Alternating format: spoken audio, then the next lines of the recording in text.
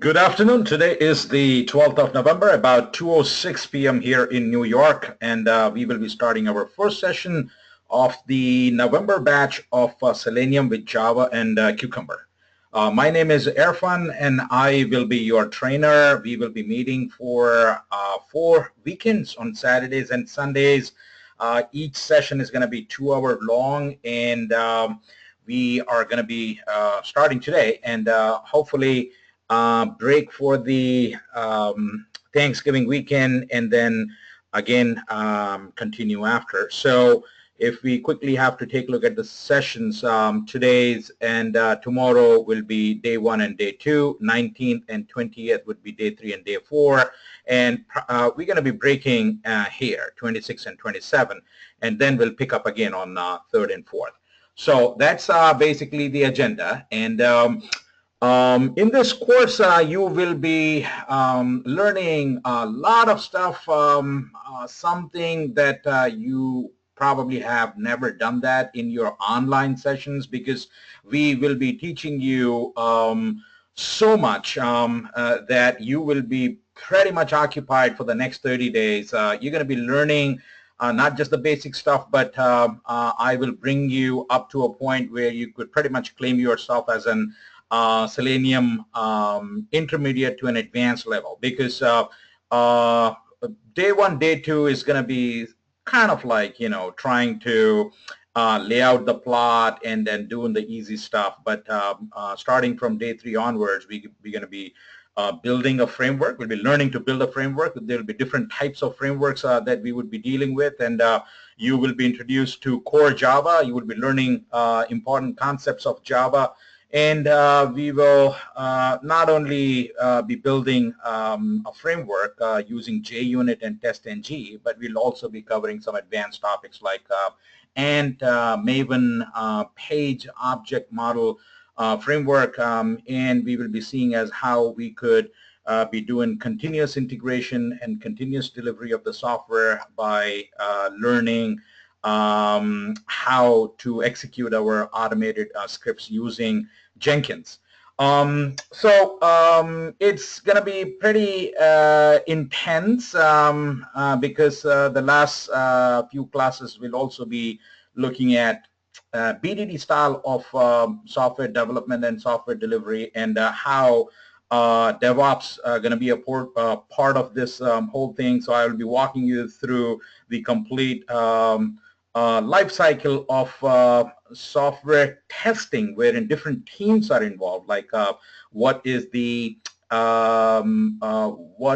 role you as an automation tester, more of an SDAT, and like an part of a DevOps team would play. So we will be learning quite a bit. Now, for those of you folks who have taken a class with us in the past, you know how we run these courses.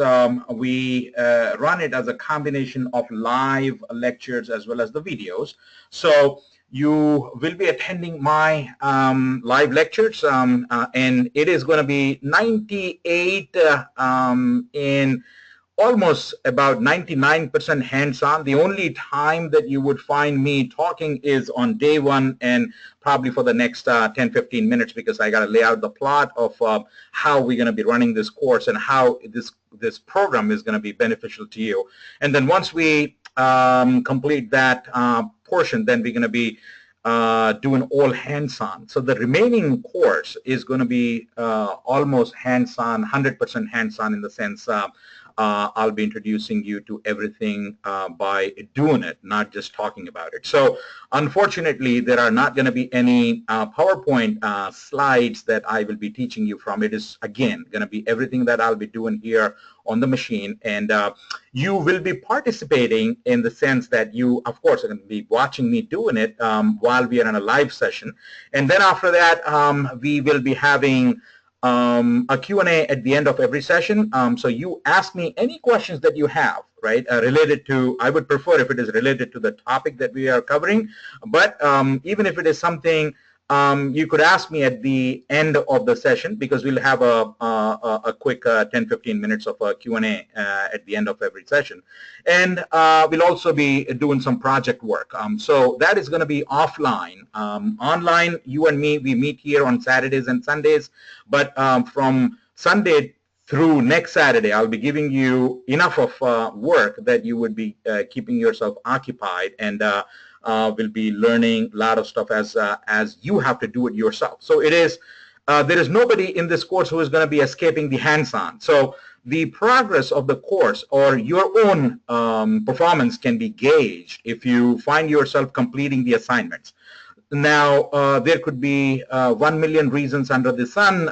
You could come up with, like, you got to be taking your daughter to a dance class, or you have to take your son to a swimming, session, or your dog ate your homework. Well, any reason is a good reason for you, but the way I'm going to be looking at it is you are not really serious about making it happen. Now, the reason I'm saying it is because not to put you down or not to offend you, but to make sure that you utilize what is happening in the industry. Today in the industry, this is extremely, extremely hot.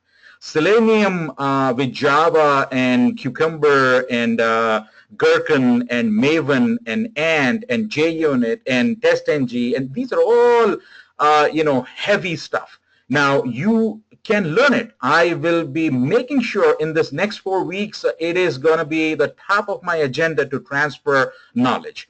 Now, I don't want to toot my own horn, but I've been doing it for a little over 21 years. I came to this country in early 90s. I did my master's, and I've been in this industry for a very long time. I have taught at major business colleges, universities, and I've been living in New York metropolitan area, and I've taught at different schools in here. People they know by my name here in this area. And online, we've been doing it for a good 6 years, and we have a group of trainers. So I occasionally do these trainings. We have about 7 other trainers who do it. So you will have the option of watching and learning from different instructors. So I will be sharing with you not just my sessions and my videos, but you would also be learning from 6 other trainers who have been training, providing training for us. And this fortunately, unfortunately, I'm going to be your trainer, and you're going to be stuck with me for the next 4 weeks. So let's get started. If you have any questions, you can type your questions in that chat box, or you could raise your hand, and I'll be more than happy to answer your question. Don't feel that any question is like a silly question or a dumb question, because every question is a good question. So feel free to ask your questions. If I'm in the middle of doing something, let me complete my thought, and then I will address your question. I will never ignore your question, so make sure that you ask questions as a part of this course. Now, today we will be, for the next 2 hours, we will be basically be learning as how to do automation testing with Selenium. So believe it or not, today I will introduce you to scripting. I will take you into writing some code today. Now, you would wonder, you would say that, hey, I don't have much experience in this programming, or I have not done anything with Java. How do you see me as a good fit? Now, the short answer to that is, if you don't know Java, then learn it, because Selenium WebDriver training with Java and Cucumber is going to be all Java, right? I mean, we have another course wherein we teach C#. This, again, I teach this course wherein I teach C# and SpecFlow and stuff like that using Visual Studio. But here, in this particular course that we are today gathered to do this session here, I'll be doing Java. So the question is, I don't know much of Java, or I don't know any Java. How can I benefit from this course? Well, you have to know Java. You have to know Java. Now, if you don't know Java, then you have to learn it. Now, how much of Java I am going to teach you in this course in this. Now, notice this starts with Selenium. This is a Selenium training, right, which uses a Java language, right? So I will be focusing a heck lot on Selenium WebDriver and how we use Selenium WebDriver to do automation testing. That is the focus of this course. So Java is the language that we have to be using to write our code. So I'll be kind of like, teaching you here and there. I'll be teaching you a little bit of Java here and there. Not only in the live classes, but also through the videos. We'll be giving you a bunch of videos that you have to watch. But a better option would be if you go and take this Java for Testers course. Now, I'm not trying to sell you anything in here. I mean, that's not my intent. You came here to do a Selenium with Java, and I'm not trying to sell you this course and make money. No, that's, again, I'm repeating myself, is not my intent. Wherever you could try to use that source to learn Java. What better source than our company itself, TrainingRite, because we've been doing it for a very long time, so we know what is needed for you as an automation testers to know Java, and this is particularly Java training for testers, not for developers and all that, right? So this is a good course if you can combine, if you can take it, right? If you cannot, I understand. So I'm going to do my best to cover as much of Java as I can in this course, but again, it is going to be, I'll keep you on your toes. There is a lot to be covered. If you scroll down, take a look in here, there is a heck lot to be covered in the 16 hours. So again, will I be able to cover each and every bullet item as a part of a live training? I might not be able to do that. But every topic will be covered. If not in the live sessions, through the videos, but everything will be covered. So each and every little bullet here is important, meaning it is important for you to know as how to install and configure, and it is important for you to understand what is a pom.xml file. I mean, when you hear all of these things, these are foreign terms to you right now. This might kind of like scare you, but don't worry about it. Why? Because I will make sure that I will transfer this knowledge in the next 4 weeks.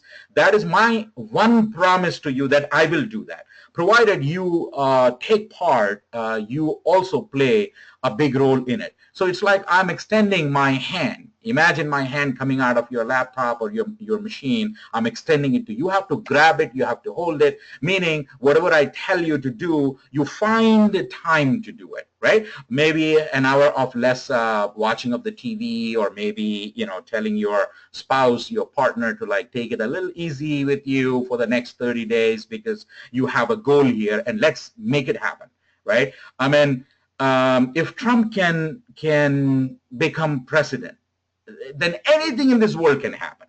Really anything in this world can happen if he can become the president. Then learning, Selenium should not be a problem, because that was a monumental task. Nobody expected that would happen. It did happen, and we're going to be stuck with him for the next 4 years. Forgive me, I use the word stuck. He is going to be the guy that we will be enjoying for the next 4 years.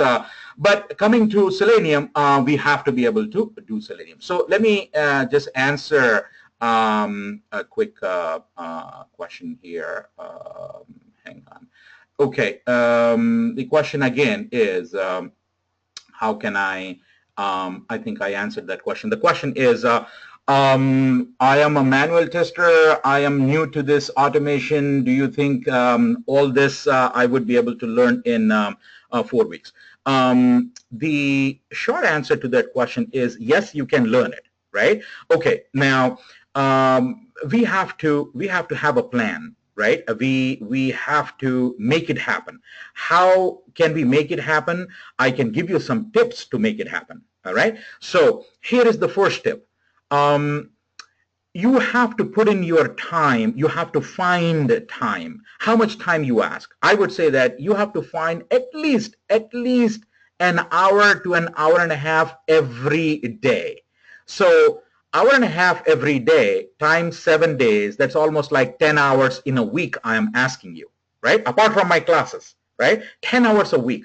So In a week, I don't even know how many hours we have in a week, and to steal 10 hours from it, I think is a not impossible task. We could do it. Maybe sleep a little less, or maybe watch a little less TV, or do whatever it takes, but we should be able to do it. So that's my very first tip. Every day, an hour, hour and a half, starting today, right? So after I finish this session, whatever I do, you just repeat that. You repeat that, meaning that everything that I do, you repeat that.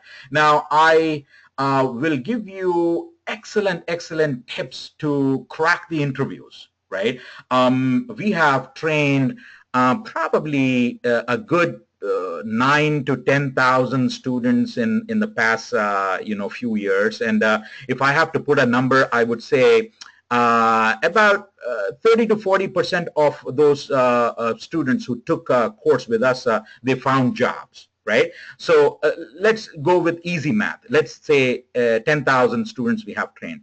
So 4,000 of them, they were able to find a job. Now, it's always good to look at the positive side, but let's look at the other side of it. That means that 60% of the people did not get a job. Why, you ask?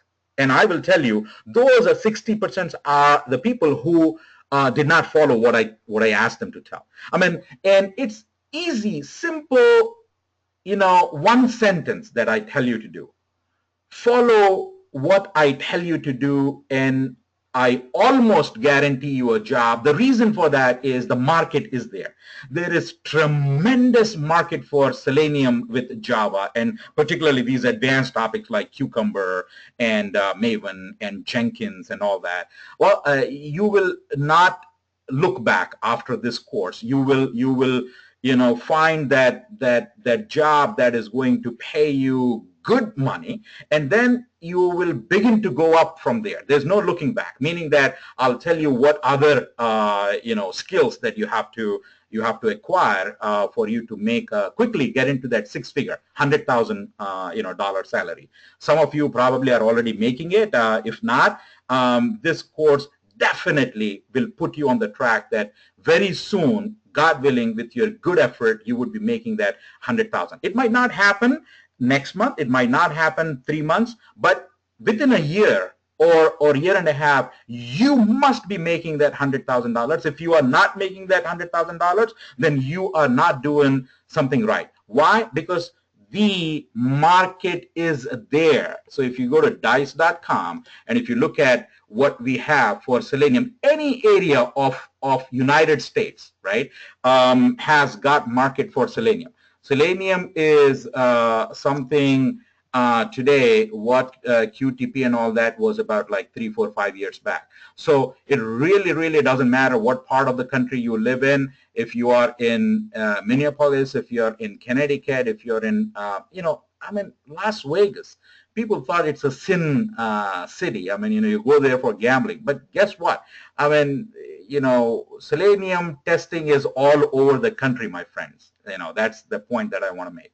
So all over, whether it is Dallas, Texas, whether it is New Jersey, whether it is Chicago, any part of the country, you have jobs. And my job right now is within the next 4 to 6 weeks, I will give you enough knowledge and enough tips that you should be able to crack interviews. I'll help you with the resume preparation. I'll help you with the interview questions. So I'm going to do my part. All right. So, and I expect and I hope that you will do your part. So why not we get started? Okay. Since I said that I'm not going to be using any PowerPoint slides, so everything is going to be, I'll be showing you how it is done. First things first. You all know what manual testing is because you are manual testers, and if you are not, then there's a problem. Then this is not the right course, because I expect that you have software testing knowledge, right? The terminology and all that. I mean, the test cases and test management, tools like Jira or Quality Center or Bugzilla or whatever, those tools you should be knowing. For automation, this class is about automation. So a little bit justifying the reason for automation. I mean, you could go to the internet, you could Google, you'll have like millions of sites talking to you like why automation is good and all that, right? Bottom line is bottom line is today the industry is moving away and we want quick results, fast results, right? So the way software can be built faster, right, and correctly is if you participate in it, right? You as a tester participate in it. Developers, are not gods, meaning that they're not going to do a perfect job. We hope that they do a good job, but then, they could unintentionally be creating a software that is not good in the sense that it has bugs and all that. So your job and my job is to help, the whole team to build a better software, and that can only be done if we do good testing. So manual testing, you all know how it is done, how monotonous it is and how unproductive it could be. It's a very critical component of software development. You cannot be developing software without testing it manually. So I'm not trying to discard that, not trying to take it away, but today's industry demands that you should have automation experience. Even though the job is a manual testing job, but believe it or not, when you're going for the interviews, they're going to be asking you, do you have any automation experience?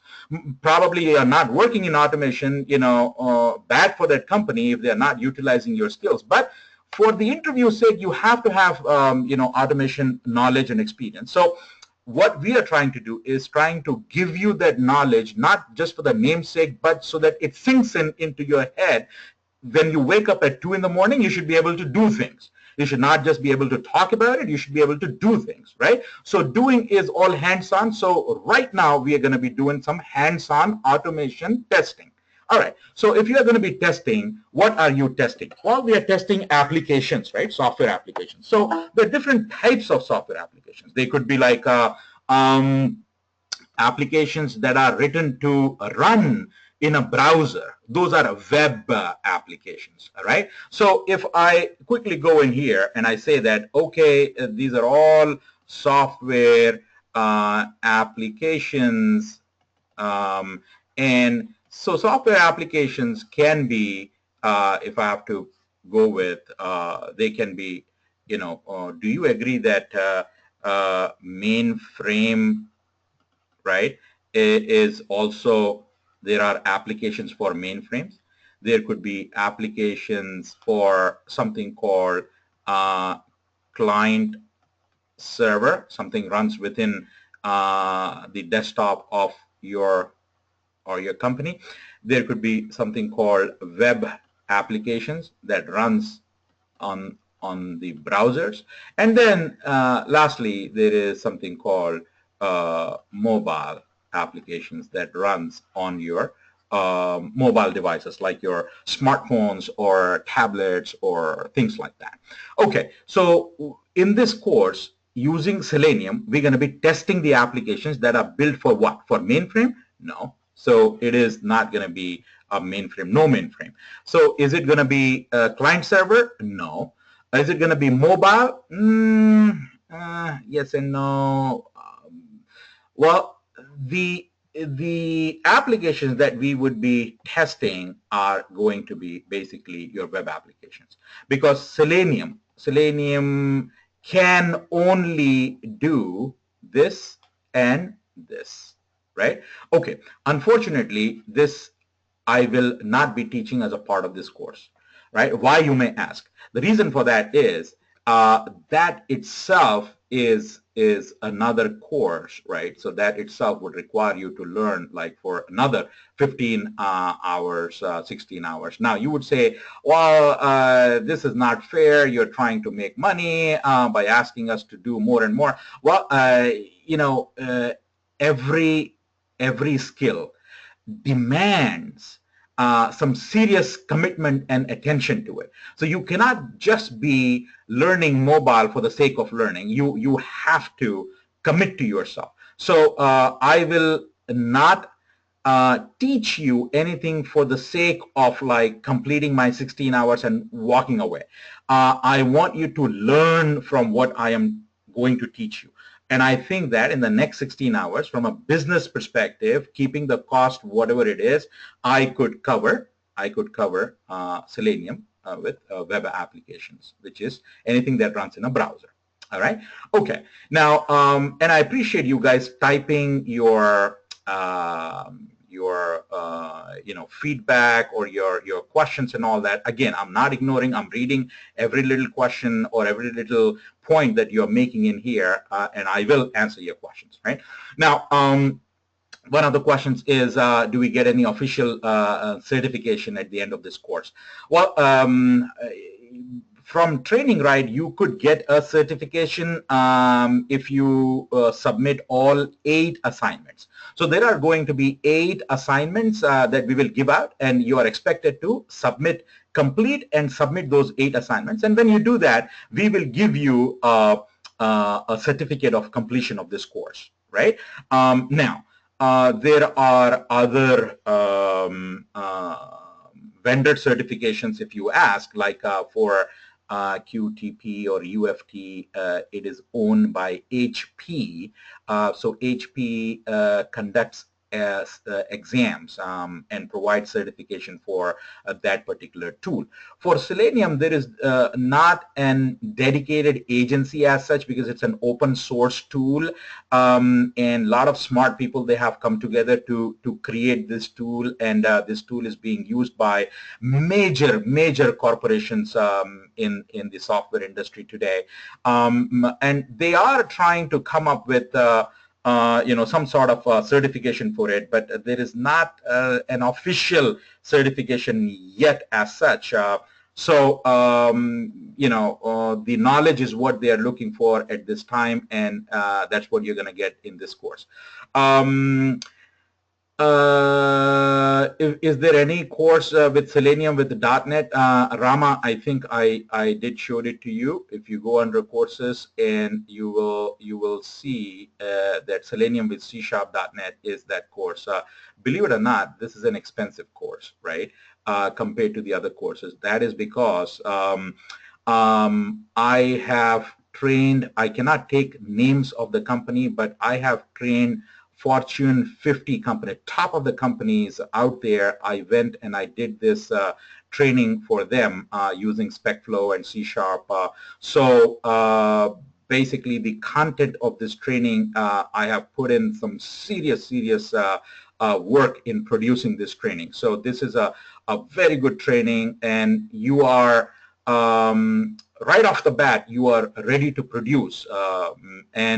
Compared to Selenium with Java, Selenium with C# has a less number of jobs, but more money. I mean, they pay you more. It's all about supply and demand. The way we look at it is if you have demand for something, but at the same time, abundant supply for it, there's a lot of supply for it, then the price will settle down to a particular number. But let's say you have huge demand for something and no supply, then the companies or people are willing to pay more for it. So in the job market right now, there are very less number of people who know C#.NET, and companies are looking for them, so they're willing to pay them more. So that's why we kept it a little bit higher. Not that $499 is any big compared to $349. There's a $150 difference, and both the courses you could bundle them up and then bundle them up and then save it. I think somewhere here it is. Yeah, you could I think bundle and save $599 for both the trainings. So $499 just for C#, but for $100 more you get both. So for $599 you get both the trainings. Anyway, let's come back and try to talk a little bit more.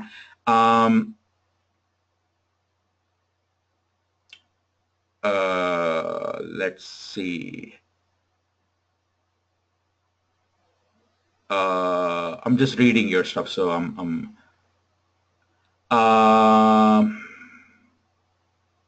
yes, I will be teaching this particular course. So unfortunately, you're going to be again stuck with me with my babbling for the next 4 weeks. So I will be doing this course. I was not doing trainings for a while, but I'm coming back and doing this training. So let's get going. So in this course, we will be testing the web applications. Now, web applications are applications that we don't care how they are built. So the languages that developers can be using to build the applications.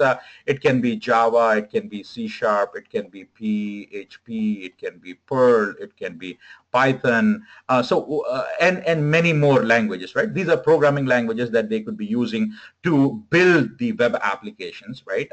And there are so many other newer Java script frameworks that they are using today, something called Angular JS, something called Ember, and something called now when you try to recall it, it doesn't come to your head. But there are many such front ends that they could be using your jQuery or HTML5, and many JavaScript frameworks are being used today. So there are special tools to test it, but anything that you are doing in terms of UI, right? UI testing, right? Which is user interface, meaning that runs in a browser. So you really don't care what they are using to build it. What you care about is how am I gonna automate my tests so that I should be able to make sure that whatever the user stories are, or whatever my my sprint demands me to do within those 2 weeks, whatever they have built, and I have to test it, I should be able to successfully test it using my Selenium with Java skills along with Cucumber. So that is our objective.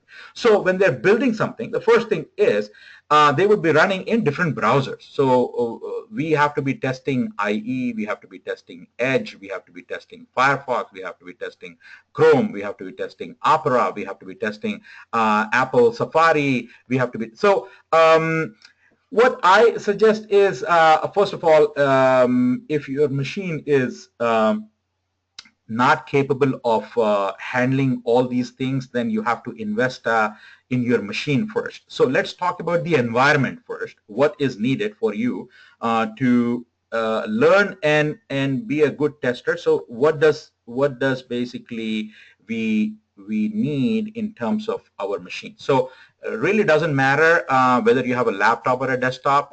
If you, let's say, have a Windows 7 or Windows 10 machine, you're good to go. So that's the operating system. Now, you could have Apple, Mac, you could have Linux, you could have anything, but try and understand, when you go to work, what are the chances that they will be using anything other than, let's say, Windows 7 or 10 machines? They would be probably be putting you in a cubicle, giving you a laptop, and that laptop would have either Windows 7 or 10. You're not going to take your own machine to work, right? So the industry today makes use of Windows 7, Windows 10, that's what is being used majority of the time, and occasionally some of the corporations are also using maybe Apple operating system. But my training is going to be focused on Windows 7. I am using Windows 7 machine, but you could be using Windows 10. They'll just work fine. Okay, we will be sharing videos of the other trainers, and some of the other trainers had used Windows 10. And if there is a need, I can show you something on Windows 10 also. But believe it, probably 0.01% of a difference it makes from Windows 7 to Windows 10 for what we are going to be doing. So both the machines are fine. So you should have this kind of a machine. Now, in terms of RAM, I expect you to have at least like 4 gigabyte of RAM on your machine. Try not to have anything less. Anything more than that will always help, but try and have like 4 gigabytes of RAM. And your hard drive really doesn't matter. Let's say if you have like free to 20 gigabyte free available, we should be fine. I mean 10 to 20 would be fine. The reason I said 10 to 20 is because we might have to download some software, and you need some free space, empty space for that. All right. So that's all when it comes to like a machine. Now, what softwares do we need? right? Okay, let's start with the with your browsers. So you got to have as many browsers as you can. So if you look at my machine, I have here, right? I mean, look down here. You will find that that's my Google Chrome, that's my Firefox, that's my Opera, that's my Apple Safari, and somewhere probably I have Internet Explorer, right? So we got to have all of these browsers because we would be testing on multiple browsers. Now, it is better if we could bring our machine as close to the real environment as possible. So if you don't have it right now, I mean, downloading that software is a piece of cake. Just go to Google and then say download, Firefox, or download, Chrome, or download whatever, and it's going to do it. If I have a Windows 10 machine, then I would have Edge as the as my browser. So most of you guys probably would have Windows 10 machines, so you could test for Edge as well. I'll show it to you. But we'll be testing on multiple browsers. So we talked about the machines in terms of the configuration of the machines, and in terms of the browsers that we have.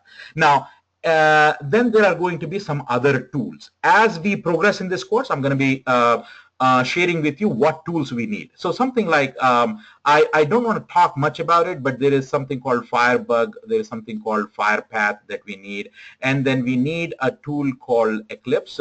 Eclipse is the tool that we will be writing our code, right?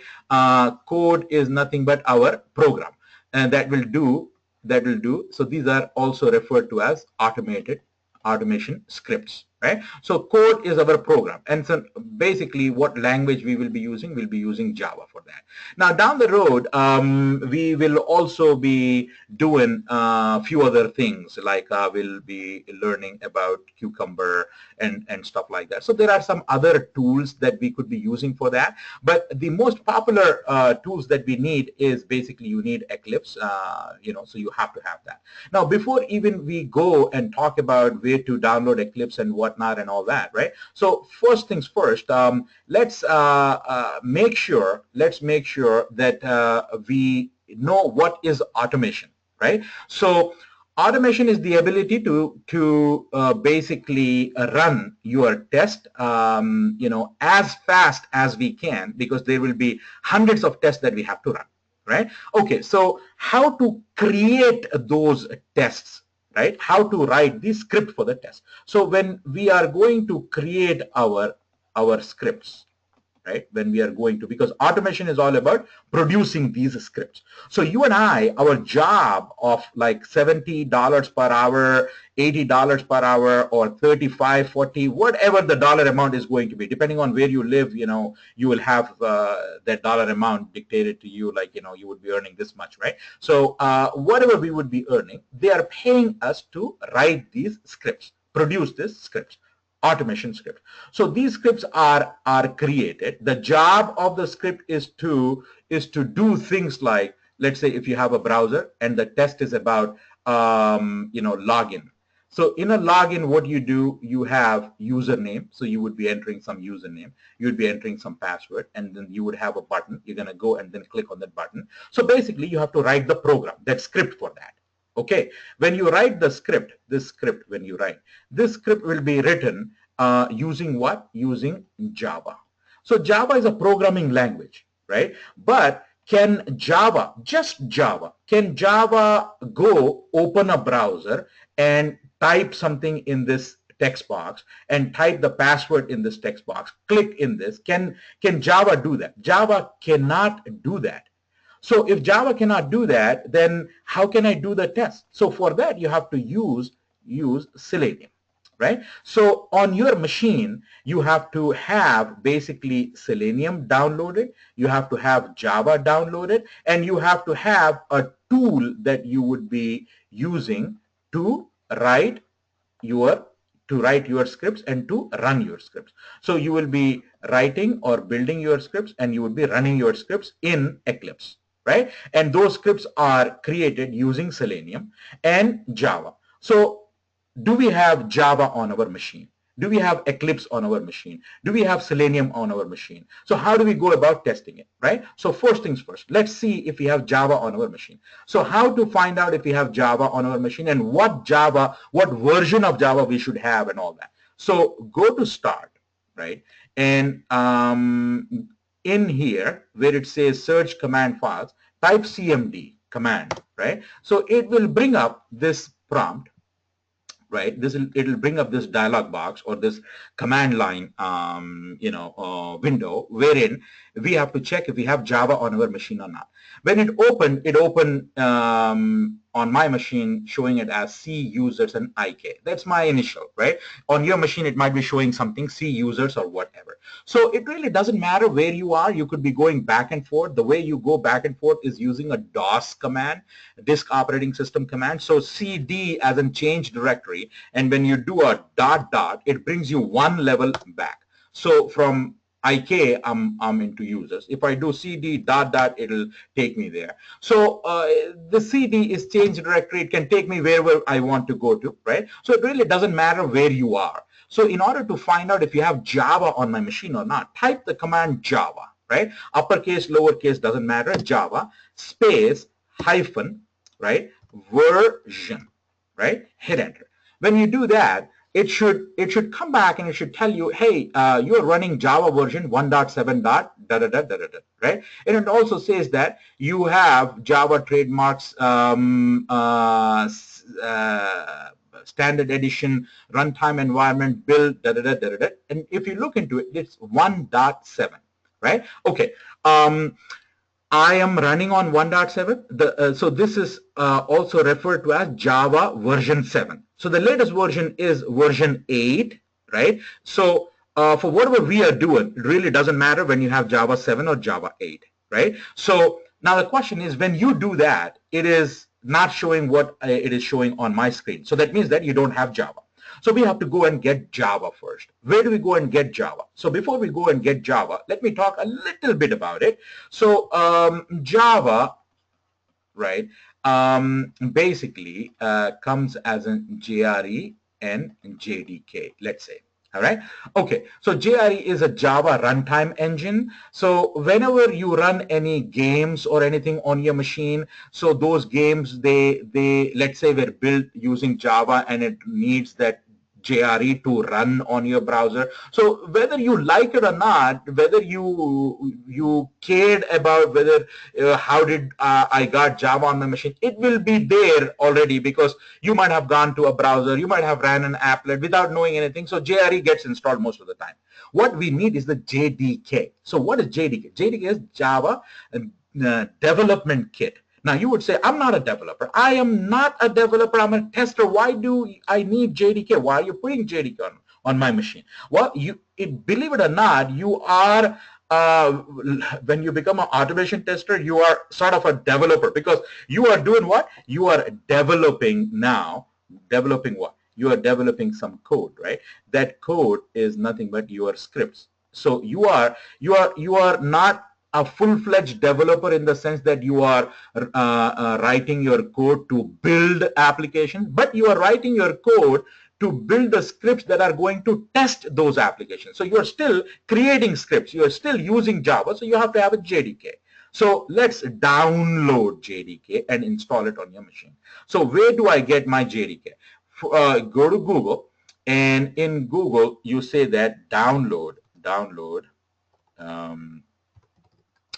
Java JDK, right? When you do that, it is going to bring you to this website. Now, you would wonder why Oracle. Oracle basically bought Sun Microsystems many years ago, and Sun Microsystems, they came up with Java. So Java is an Oracle product right now because they bought it.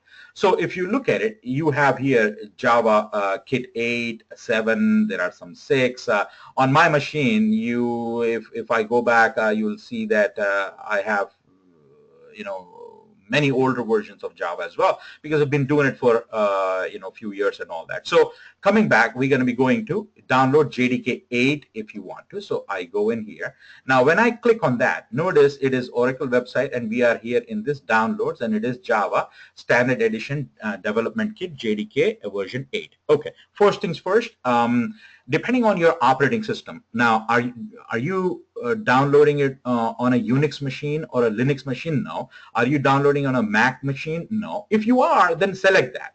If you are not, then come here to Windows and select it. Now there is a 86 and 64. Now that is nothing but your operating system. Do you have a 64-bit operating system or a 32-bit operating system? 32-bit operating system were very popular in the past, but today now anything that you do is a 64-bit. Now you would say, how can I find out it is a 64-bit? What you do is you do start, you go to control panel, and you go to system. Now some of you guys might have these smaller icons.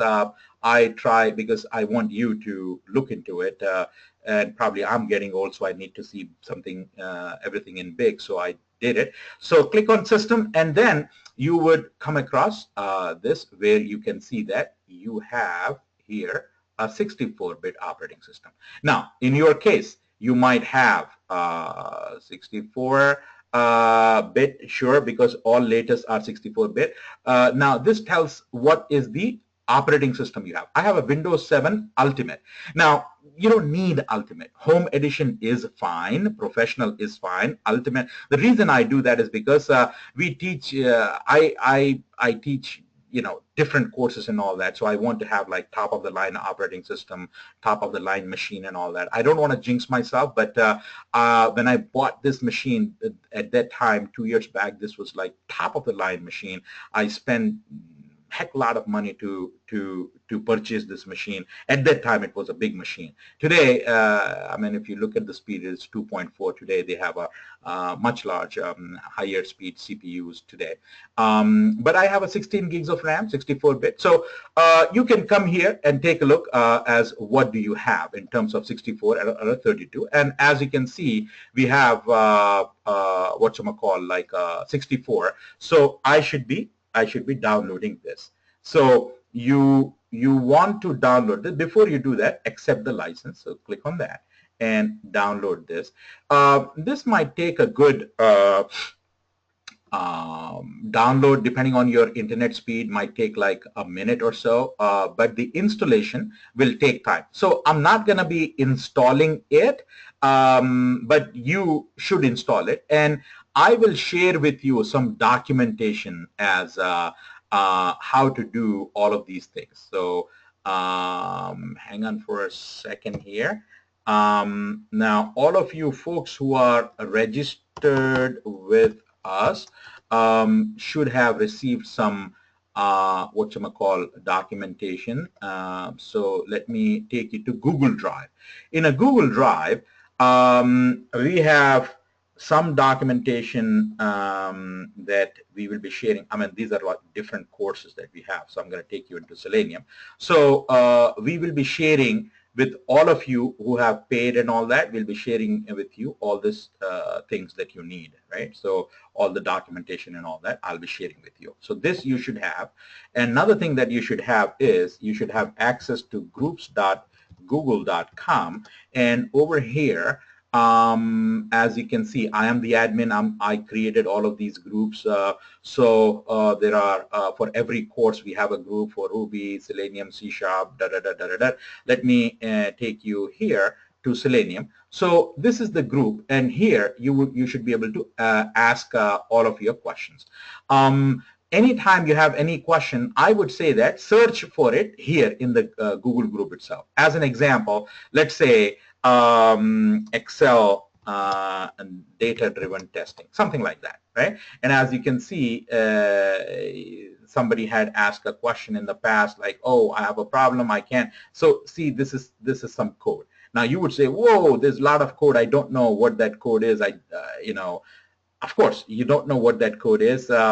But if you could just have faith in me, if you could just believe me, I'm promising you, I will make it very easy for you to understand. I mean, take my word, I will make it very easy for you to understand. You can do it. You will do it. The only reason you cannot do it is if you don't put in the number of hours. If you follow that, I mean, whatever I'm asking you to do, I promise you, you will be very good in Selenium. You'll be very good in Selenium. You will be so good, and this is from my experience I'm talking about. People who come, who take the courses, when they go to work, they say that Boy, Irfan, you made me a star. I mean, everybody comes, and asks me things at work. And if it could happen to them, it could really happen to you. It could happen to you, and it will happen to you provided you put in the hours. So it is not going to be crazy difficult. It is easy. It's doable, right? Today, before you leave, I will show you. I mean, I've been talking because I told you only on day one I talk this much.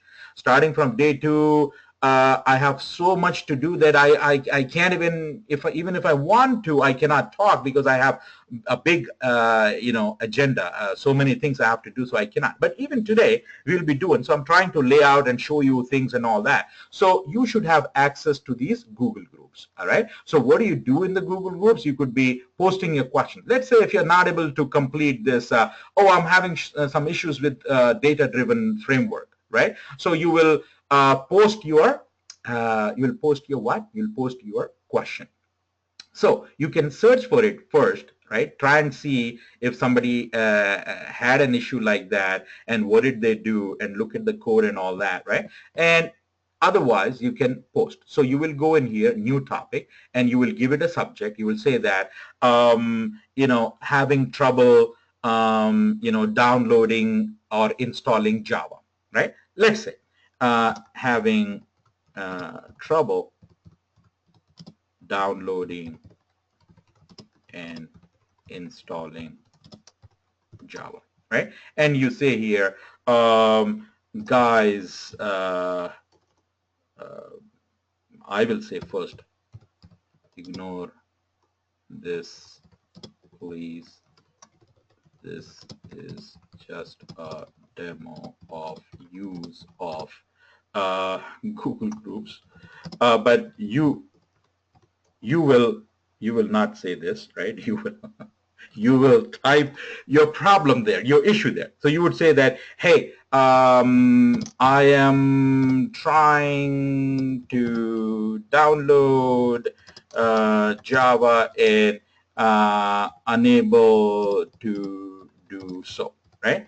And your name. Now, I'm being stupid here, and I tell you why I'm being stupid here, right? I'll give you that in a minute. So when you post it, it'll go to thousands of people, because all our previous students, they are members of it. So each one is going to get that. So they all would be seeing something like this, right? So now whatever you said there went to thousands of people. And let me tell you this, I have some, God bless them, I have some really good students from the past who wants to help. So they will be so eager to help you as if it is their problem, right? That's how eager they are. I mean, God bless them for this, right? I mean, you have to be, sharing is caring and caring is sharing. I mean, you when somebody is having a problem, they are willing to help. So, but look at this. If you say, guys, I'm trying to download Java. Now, the guy is there to help you. The girl is there to help you. But you have not given them enough information. How are they going to help you?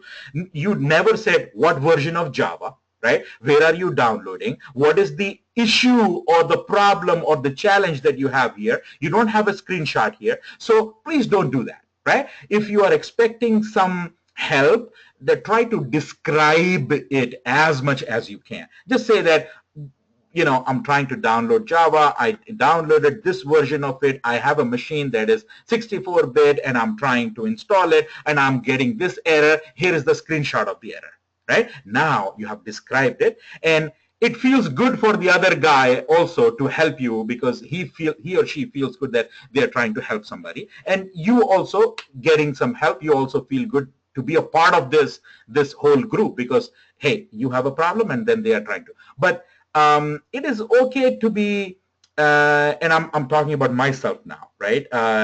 It's okay to be like naive and stupid like once or twice, but by asking like, simple, weird questions. But if I make it a practice, then people will have an opinion about me. So my way of doing things is I myself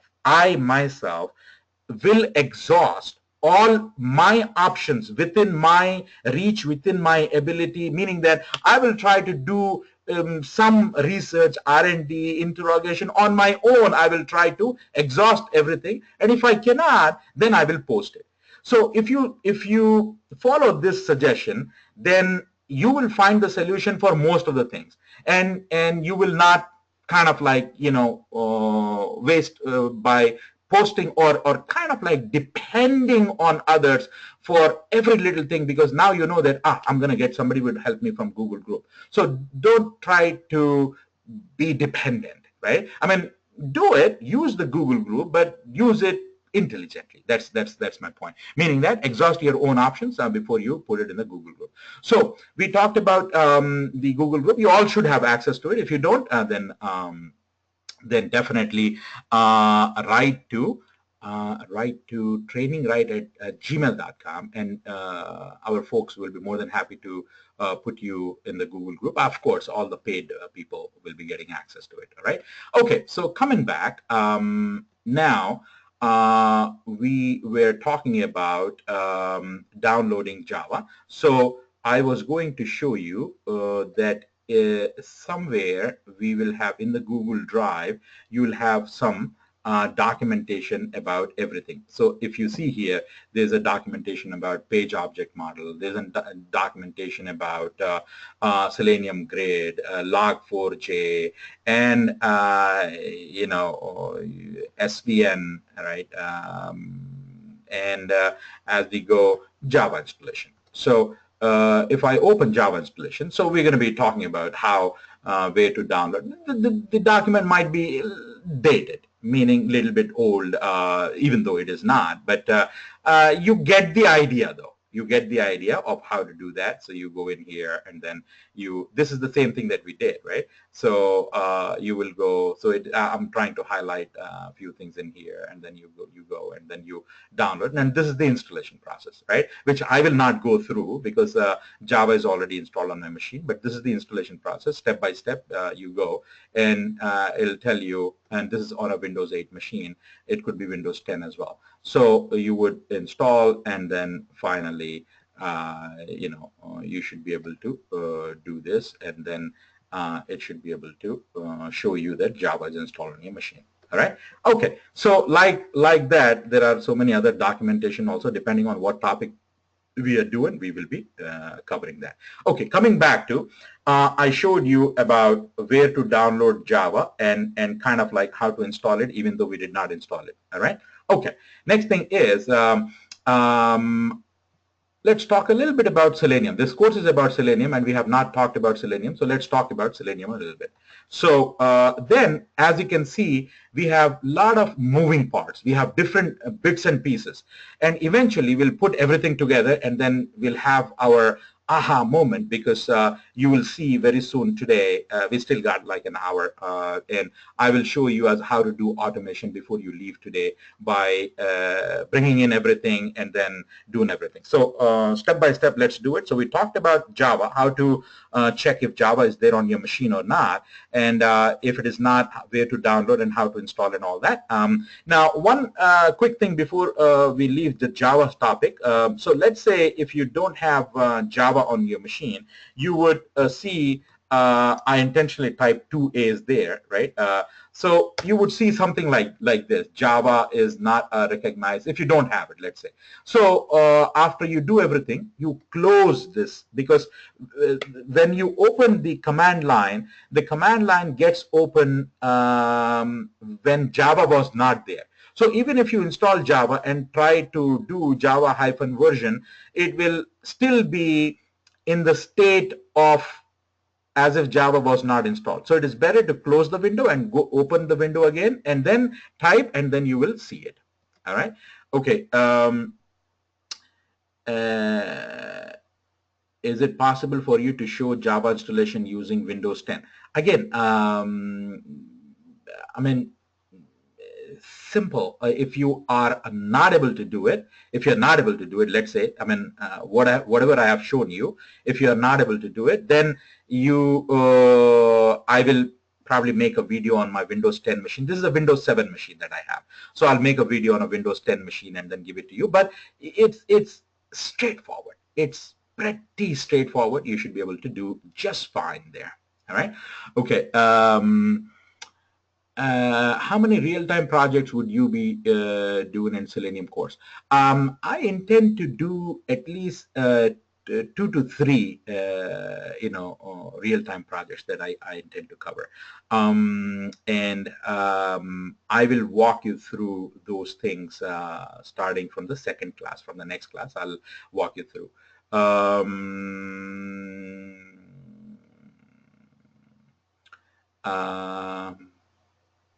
Okay. Aman, don't know if it will fade away. The question is the manual testing going to fade away from the market eventually? It will not fade away because there will always be manual testing. But knowledge of automation testing, whether you work on it or not, but for the interviews to get a job, you have to have a knowledge of automation testing. That is becoming mandatory now. Now I know manual testers who have been manual testers for 8 to 10 years, right? They're happy. I mean, they are content with their job. They are settled down and they are very comfortable with what they are doing and all that. But they see that all of a sudden they have now some pressure because if they get out of their company, they are not able to get other jobs unless and until they know automation skill set. So it has become very critical for good manual testers to continue further. They still need to have automation knowledge. So it will become mandatory whether you like it or not. So why not learn it now, while everyone is learning. So this is a good time to learn it. Okay, so coming back, we will talk a little bit about Selenium here. So I told you about Java. Let me talk about Selenium. What is Selenium? Okay, some smart people, very smart people, and you know that they in this world, some people are very smart, right? So some smart people, they gather together, and I mean, shame on me for not remembering their names, but I made it a point that it's really not too important. I mean, if it is important for me to remember their names, I will remember their names. But today, I have become completely handicapped in the sense that for everything I go to my Uncle Google. I mean, I don't remember anything. I mean, shame on me for saying it, but it's a fact of life. I intentionally have become lazy, and I don't want to overload my brain saying that, well, I can go to Google, right? I mean, I'm as good as Google. I mean, if Google disappears tomorrow, it is going to be difficult for me. I mean, that is how the state of mind for young kids is doing math at school, because back when we were learning, we I went to a Catholic school. I originally come from India, so I went to a Catholic school. They used to teach us discipline. You are 2 minutes late, they will whip on your buttocks, right? They will whip on your back, on your buttocks, and the whole day you cannot even sit. You could really feel like if you touch, like when they hit with that cane, and that cane is kind of like dropped in oil and water. So that is a good cane. When they hit you, you're like, it's not just a red, but it's like you could feel like a bump there, right? So you don't want to be late to school. Likewise, My math teacher, I remember, I mean, she wanted me to remember 16 table. 16 times 1, 16. 16 times 2, 32. 16. I mean, who in the world remembers it today? I mean, my kids, when I say something like that to my kids, they look at me like as if horns are coming out of my head. They're like, what?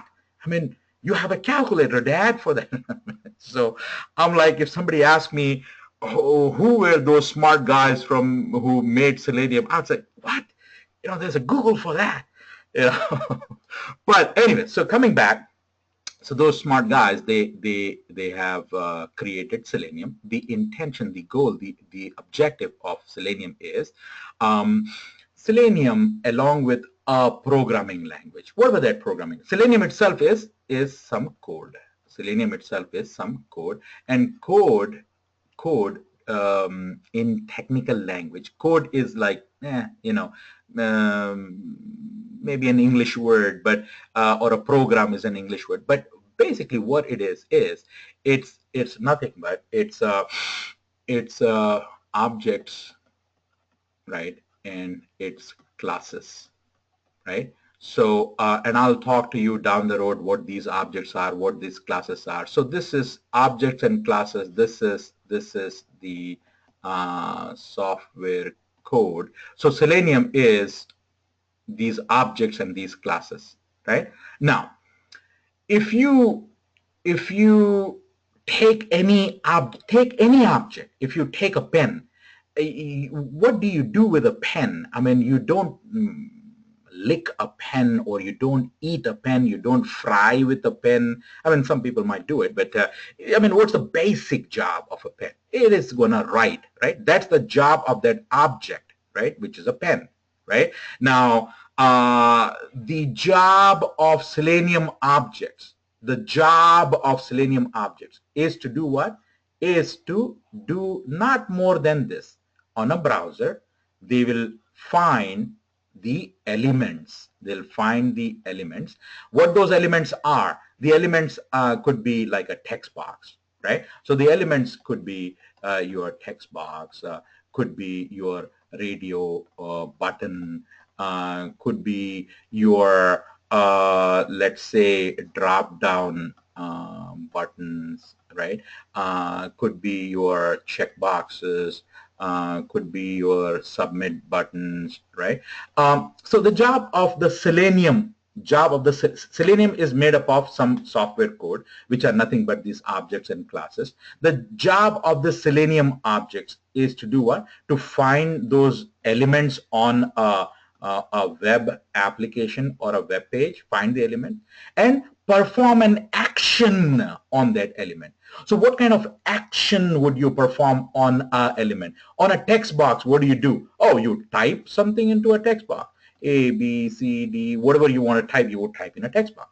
Radio button, what can you do to a radio button? Oh, you can check that radio button. You can click on that radio button. So that click is an action, right? And likewise, if you have a submit button, this submit button is, let's say, login. What do you do to this? First of all, Selenium will be able to find this element and do what on the element? Put some action on the element, like click on that, right? So when it clicks, something should happen, and so that's what all this Selenium is. So as we speak, on your computer, do you have Selenium?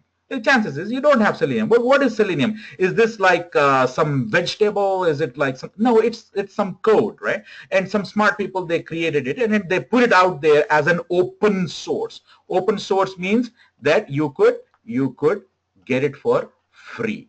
Unlike the other tools which can also do, automation, meaning that they can open the browser, they can find a text box, type something into it, and click on a button and all that. They can do that. What are those tools? There's something called UFT, which is nothing but the old QTP and all that. They can do that. But to do anything like that, you have to spend lots of money, like at least $10,000 just to get started to do testing in QTP, because it is a tool from an excellent company called HP, and HP does not believe in giving things for free. They say that, oh, our engineers have worked very hard on this tool, so we expect you to pay a license fee for it. So that's like whatever, 5,000, 10,000, 20,000, whatever, per user, per whatever, right? We are not going to go into the details. So this is a licensed tool compared to Selenium, which is free.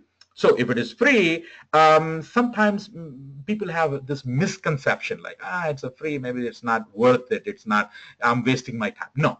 Why? Because big companies like Google, world's biggest software company, right? They are using Selenium to do all their testing.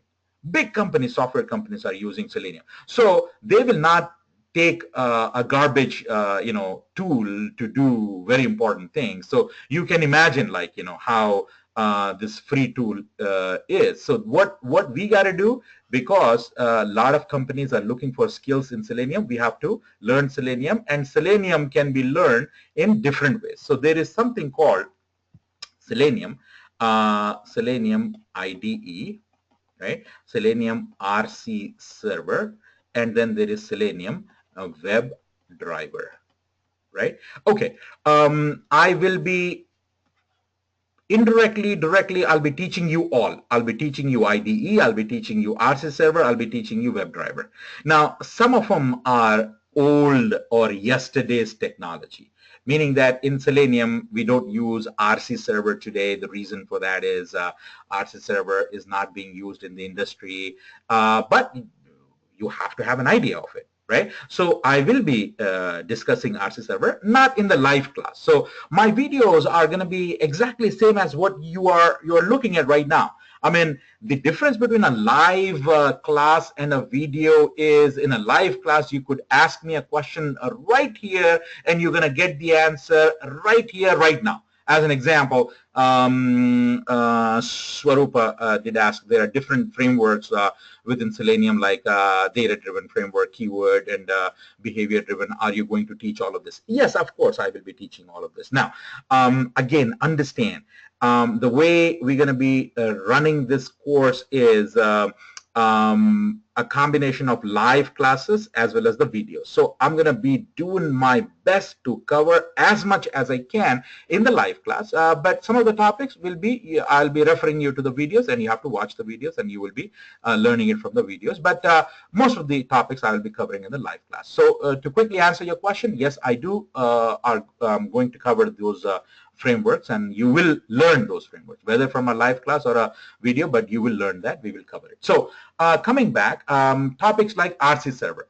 I have decided not to cover RC server, definitely not to cover RC server as a live class, because it's not necessarily used in the industry today, but you must have knowledge of it. So there are a lot of videos that you could watch, right? And again, videos are going to be as clear, as informative as a live session. The only difference being, if you have a question after watching a video, you will post it in the Google group, and we'll be answering you there. Okay, so coming back, let's try to get Selenium on our machine. So what is Selenium again? Selenium is some software, right? It's some objects and classes that we have to download on our machine. So like Java, again, is a software, some objects and classes and all that, and we download it on a machine. When you're downloading any software, the first thing that you should ask yourself is, usually softwares, they have versions, right? And they are basically, in time, they keep going up and up. Meaning that today, Selenium is Selenium 3.0, right? But when Selenium came out many years ago, it was Selenium 1, and then it was Selenium 2, and in Selenium 2, it was Selenium 2.0, 2.1, 2, 3, 4, up to 2.53, 2.54. After that, they jumped on to 3, right? Selenium 3. So majority of my videos, you would find it on version Selenium 2, meaning going back to the year 2010, 2011, it was Selenium 2.0. 2.04, 2.05. So we have something called jar files as old as that still sitting in our Google Drive. You could download them, and I'll show you how to do that. But right now, I'm going to download the latest version of Selenium. So where do I go to download? Again, I go to Google, and I will try to download. So let me just go in here, Google, and I will say download Selenium, right? I'll just say download Selenium for now, because I don't know if I want to download IDE, RC server, WebDriver, and all that. So I'll just say Selenium download. And as you can see, you see this site, and this site, seleniumhq.org, right? I mean, in English, they say that when you want to get an in-depth knowledge of something, you say that, oh, this is the Bible of that, meaning that the word Bible means that that's in-depth explanation of everything. So this seleniumhq.org is the Bible of Selenium, meaning anything and everything of Selenium, you should be able to find it there, right? So let's go there to download. If I click on that, it takes me to the download page of it. And here is a lot of information. As you can see, a lot of information here as what you want to download. All right. Okay. Very quickly, Selenium comes as Selenium IDE and Selenium RC server and Selenium WebDriver. All right. Okay. So right now, today, I will quickly take a look into Selenium IDE. We will try to download Selenium IDE, and I'll show you everything about how to use Selenium IDE. And since Selenium RC server, I said you have to watch the video, so I will not cover that. And if time permits today, I will also introduce you to Selenium WebDriver, what it is, right? So for now, let's get started with Selenium IDE. Where to download Selenium IDE? Before you download Selenium IDE, little bit about Selenium IDE. What is Selenium IDE? Selenium IDE, right? Basically, it is a plugin of Firefox. Now you are like, what? What are you talking about? You just said Selenium is some objects and classes and you have to download and all that, and all of a sudden you're saying it's a plugin? Well, okay. Any automation tool, whether it is QTP, whether it is Ranorax, whether it is Selenium and all that, they have a feature called record and play, right? Meaning that let's say you don't want to write the code, which there is absolutely no way that you could learn Selenium and be successful without knowing as how to write the code. You have to. It's a must. It's mandatory. It is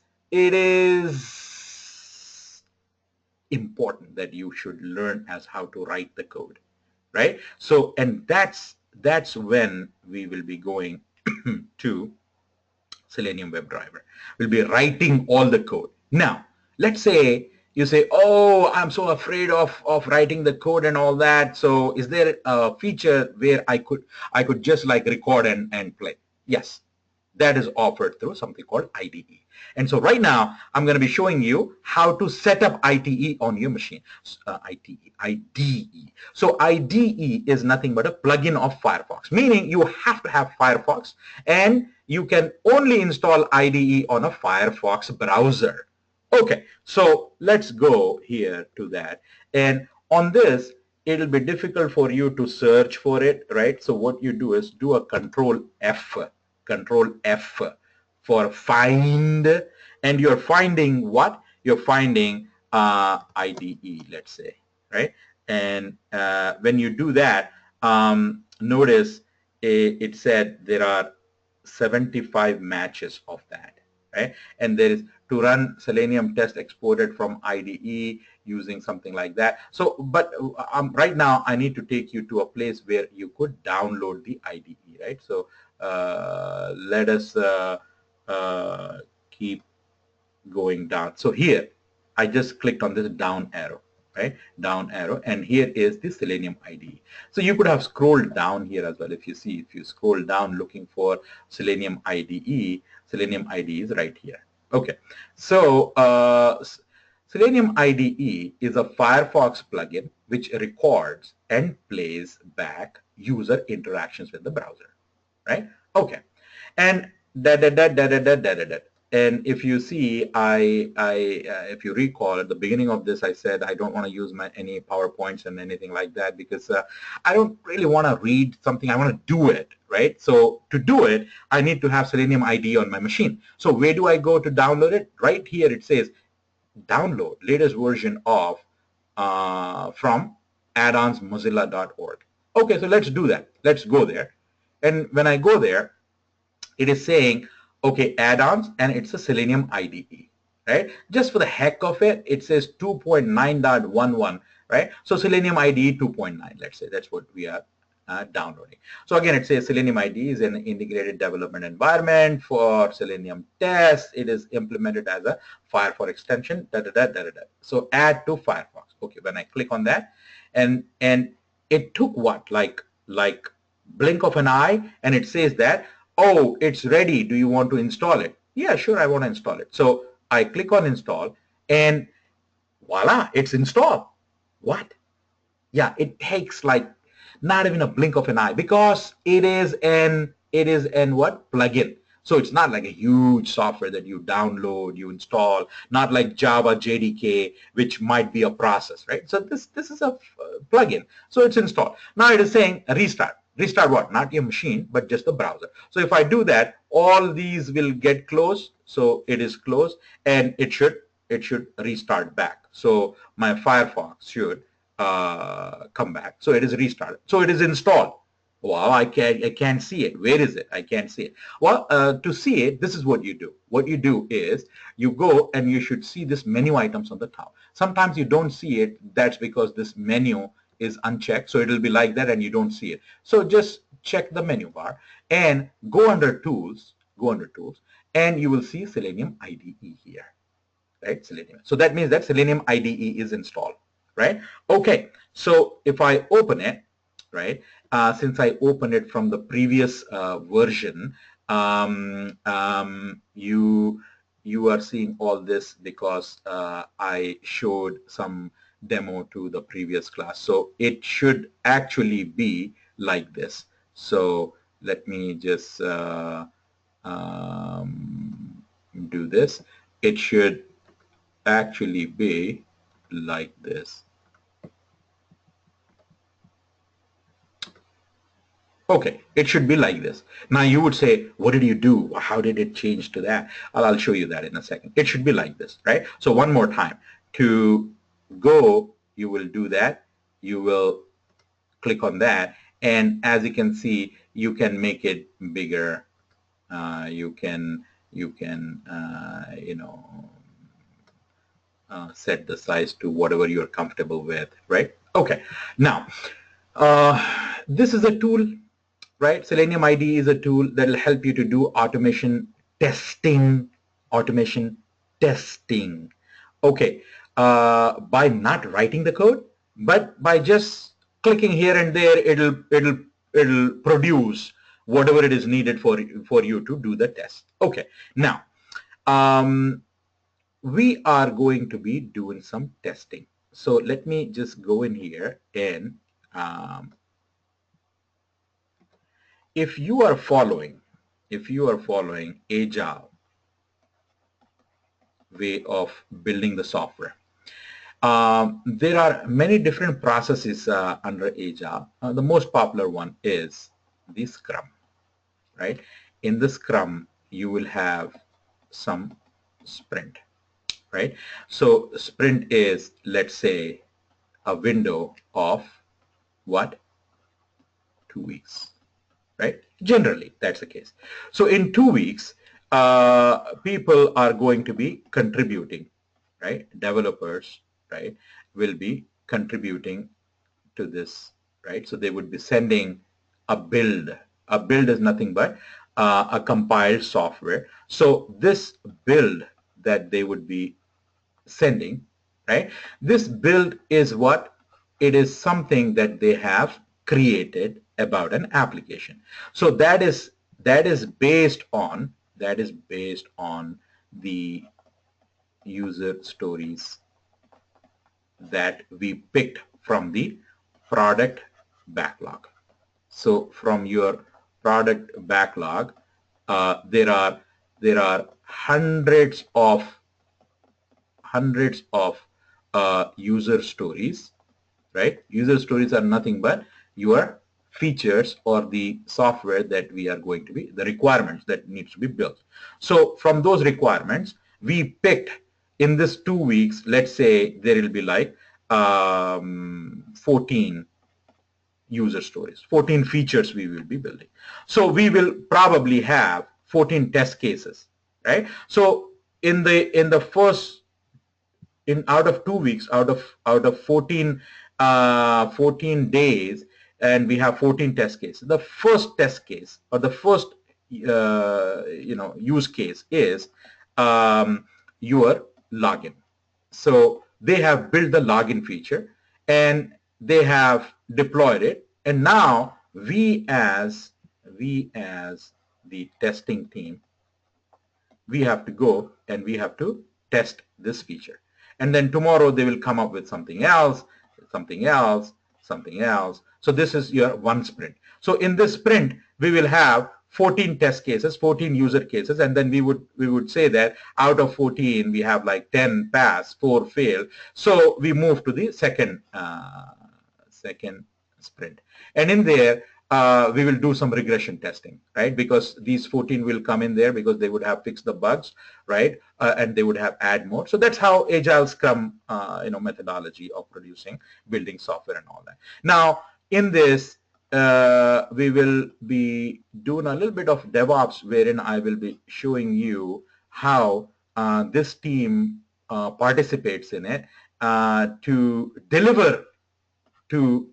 continuously deliver the software, right? So to continuously deliver the software and provide the fast response. Agile is fast, right?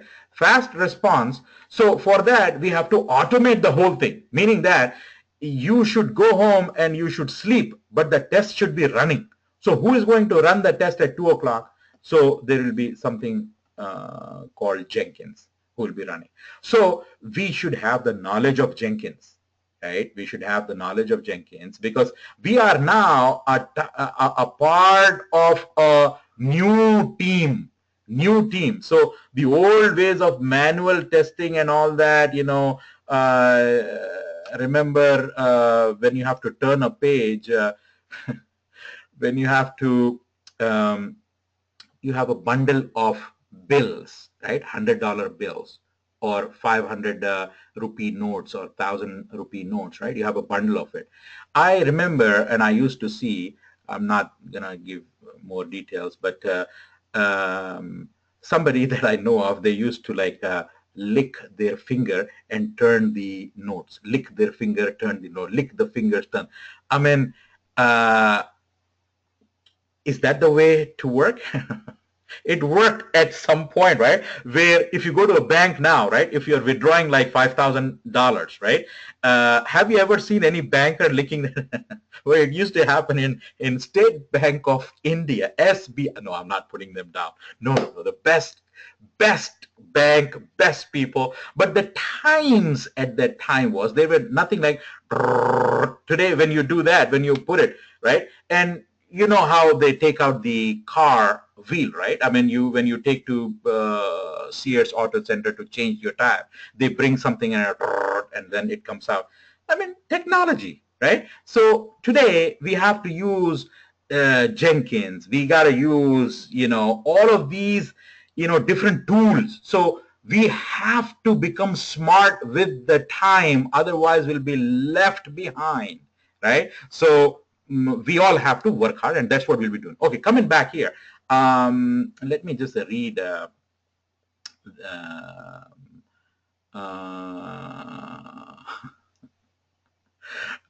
Okay. Okay, I'm sorry. Okay, I'm sorry. You would say, why is he giggling?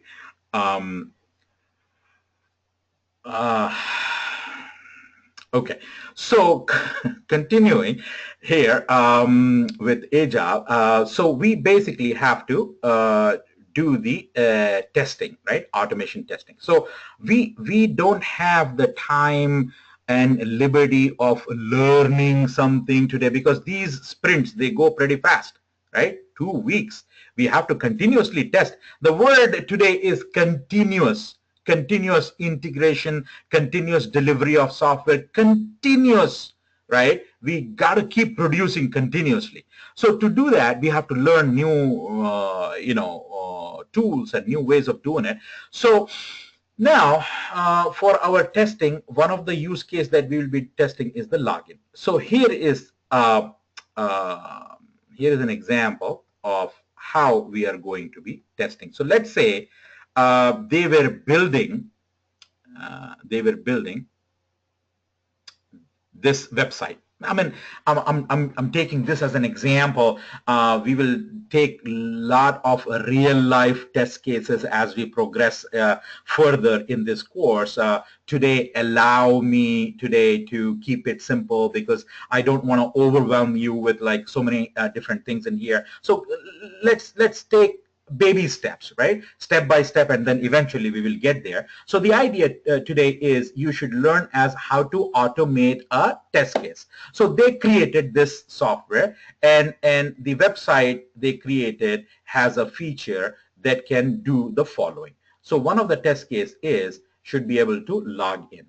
So if I have to automate this, what should I do?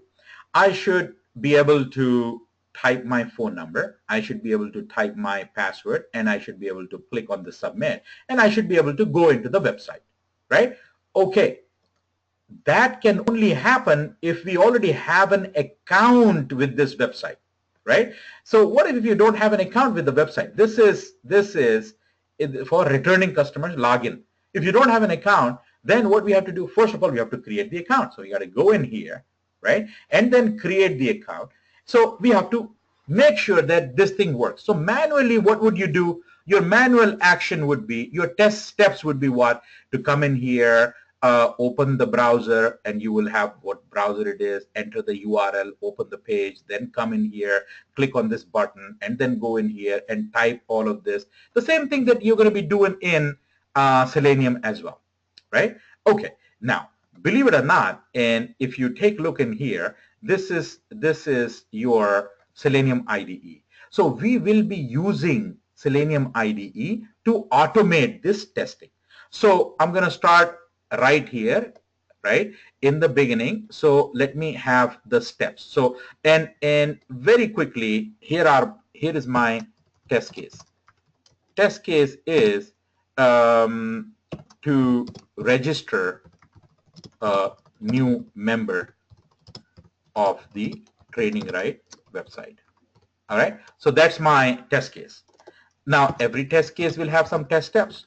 Now, I'm not going to be, because it will take away too much of our time if I open Jira and do it, right? If I open Quality Center and do it. So I will not do it because you already are manual testers. You might have the knowledge of one of the tools like Jira or Quality Center or Bugzilla or whatever, right? So if I do it, I will take away the time from Selenium. So I'm just going to keep it simple and use Notepad and type my test steps. So first test step would be open browser.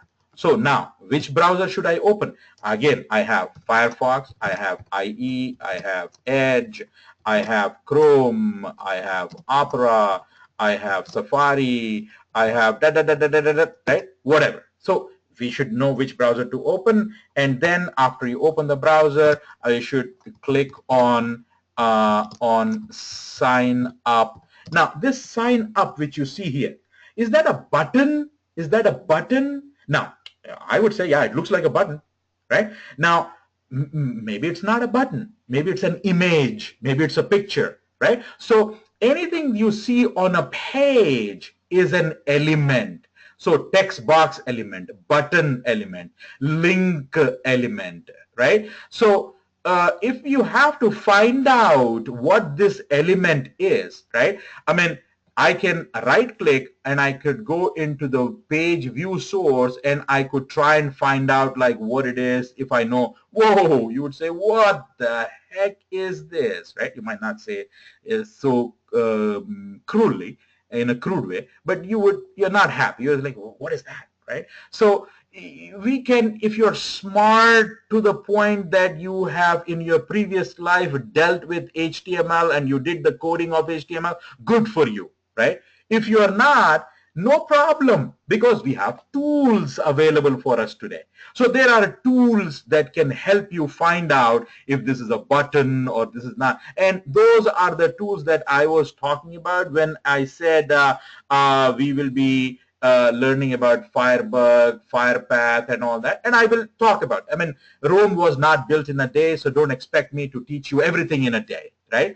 Now, you would say Rome was like, 2,000 years ago. Technology is fast. You should be able to teach us every day. I will try, but then you will get overwhelmed if I show you too many things. So let me do it the way it should be done, but I'll give you the ideas. You'll have an idea of what each tool is capable of doing and when we should use it, why we should use it, and how we should use it. I'll give you all that. So coming back, what I need to do is I need to automate this.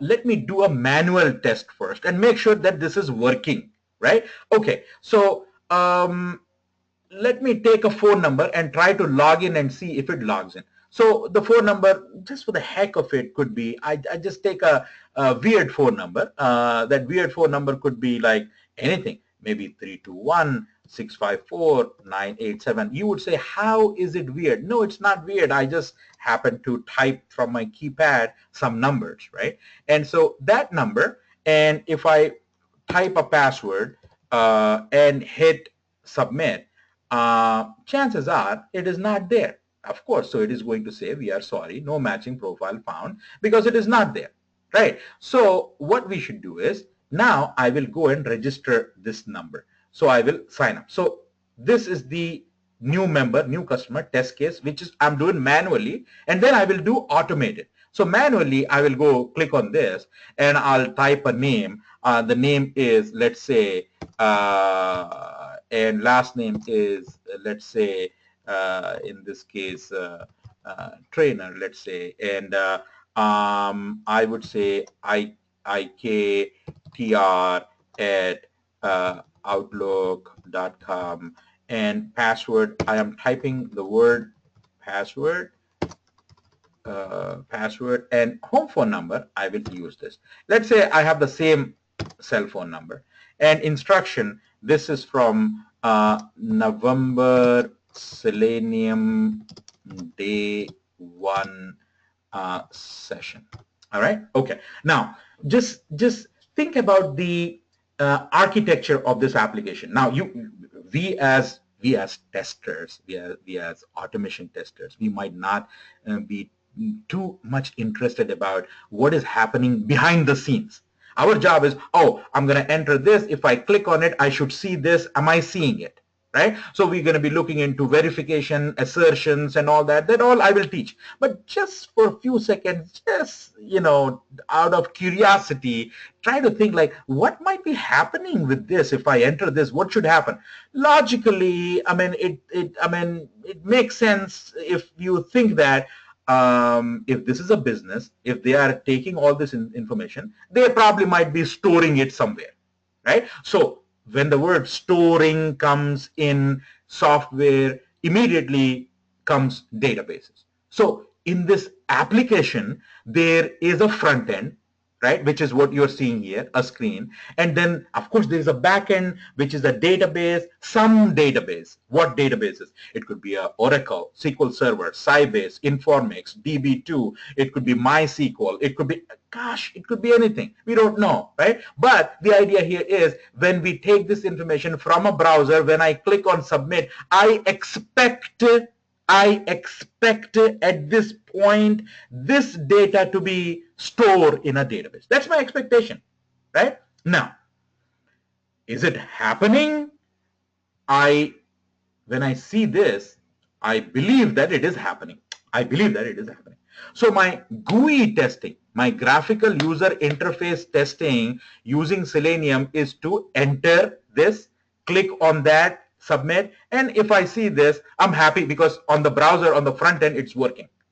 Now, on the back end, maybe another tester, another group of tester, or maybe you yourself, if you know the architecture of the application as where it is supposed to go, do I have access to that database? If I have access to that database, I can check it. Now, I don't want to take you too much into it, but a good software testing department would also ask someone to go and test in the backend. So let's say if the backend database is SQL Server, and I will down the road provide you access to everything. Today is day one. I'm just trying to show off a little bit, right? I'm just trying to show you like, oh, he is going to teach me all of these things and I should buy his course, and maybe that's my attempt. Or maybe I'm just trying to share with you that, look, for you to be good in the interview, you have to talk about what needs to be done in terms of testing. And there's so many other things. I mean, because of lack of time, I cannot be talking about everything in day one. So, but many things. So actually, you will be seeing all that. So right now, you don't have this on your machine. Down the road, I will show you without going crazy how to install, few things within like less than 2, 3, 4, 5 minutes, and then boom, be able to do many things. I will provide you access to our servers. We have servers in California. We have servers in UK, in London. So I'll give you access to that. All this I will give you, the passwords and access and all that. And when you do that, you will be looking at the backend now. On the back end, I will give you access to the table where that data should have gone and get stored, right? So I'm gonna take you there, and in the tables, I think I have a table. I have a table here. That table I think is TR. TR customers, TR customers, right? Let me just for the heck of it, let me just open that, right? And so we are seeing some data in there, right? We are seeing some test data in there. So as you can see, we are seeing some test data. Okay, now this information comes from many places depending on what course you are doing. If you're doing a mobile testing, it will come from a phone. If you are doing SOAP UI web service testing, it will come from a web service, because behind the scenes there is a web service that kicks in and does all that. But if you're doing Selenium, it is coming from this screen. So right now let's focus on this screen. So I entered this Irfan trainer and then this number and all that. So it should be here. So let me just write the query. The query is select star from TR customers, right? And I will do this order by, and if you see order by, this is the customer ID, right? So I want to order by customer ID, but in the reverse, customer ID descending. So the latest one should be up here, the first one. And as you can see, this is in there. Irfan, that number, and if you see in the comments, that was the password I used, in the comments, November Selenium day one session, right, coming from there. Okay, so it did work. So the developer in his sprint, when he produced this, it did work. Now we have to automate it. We have to automate to test it. I showed you the manual testing, right? How to automate it using Selenium. Well, to do that, this is what I'm going to do. First of all, I will go to the website, right, where I need to test it. So here I am. Okay. All right. Now we decided that Selenium can be used, and in Selenium we can use IDE, RC server, WebDriver to do the automation testing. WebDriver will be coming tomorrow in the next class. Today I will be showing you IDE. Do you know where to download IDE and how to install on your machine? The answer is yes, I know that. Now some of you say that, oh, I went on a coffee break when you were showing that. Can you show me again? I would say, no, you watch the movie, right? You watch this movie, because very soon this will be over, and then I will upload it, and then we'll give you access. You can just go and watch it. You can fast forward, go back, do whatever you want to do, and you can watch it, and you would know how I did it, right? Probably it is 15 minutes back, so if it is, the video is almost like an hour and 50 minutes right now, so probably it is at hour 30 or hour 35. You could fast forward and you could see how I did that. So at this time, we know where to download Selenium IDE, how to download, and how to install, how to use it to do the automation testing. To use it, this is what we got to do. First of all, bring the web page where you want to do the test. Now, the way you could bring that web page is using Edge or Chrome or Opera or Safari. But if you're using IDE, Selenium IDE, you have to use Firefox. Now you would say, why? Because Selenium IDE works only with Firefox because it's a Firefox plugin.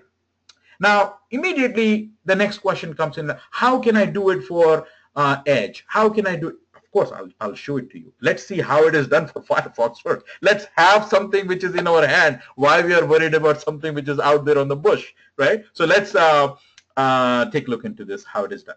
So open this, go to the tools, and open Selenium IDE. So this is Selenium IDE. This is the tool. Using Microsoft Word, you will type your You will type your resume. Some places you want to use a different font. You want to highlight, make it big. Some you want to make it small. So you have to know the tool, where to do, how to do, and all. Here also, you will create a test case. You will run the test case. You want to run the test case a little slow. You want to stop the recording. So you have to know the tool. So let's know the tool first. And what is there in this tool? Not even two things. So let's take a look into the first thing. On the top here is basically your menu, right? These are all the menu items.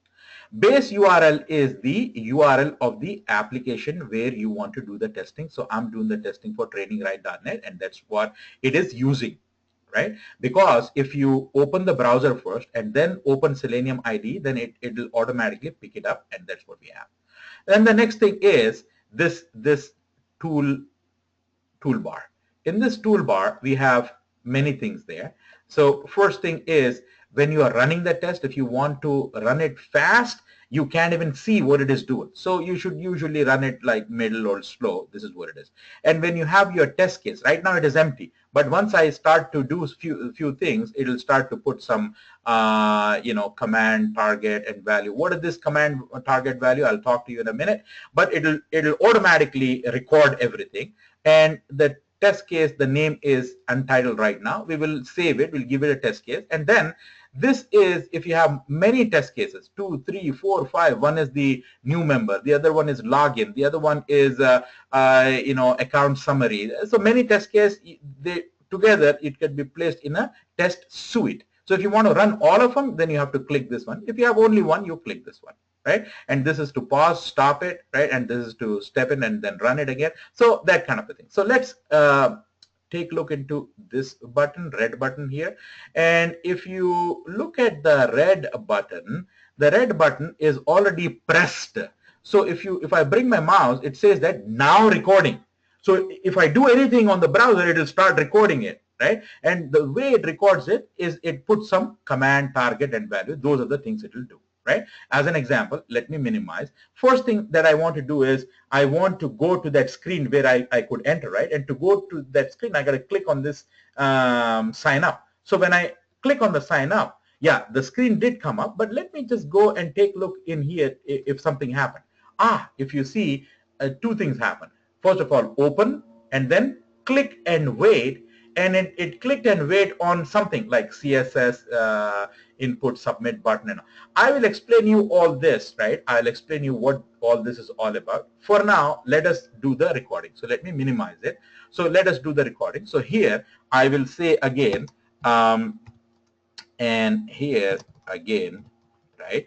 Now email, I will use that again. Now you would say, oh, is this not already there in the database, in the system? So how we are putting it? So first of all, let us see what it does. Will it complain or not complain? Whatever you do, you give it in your report, right?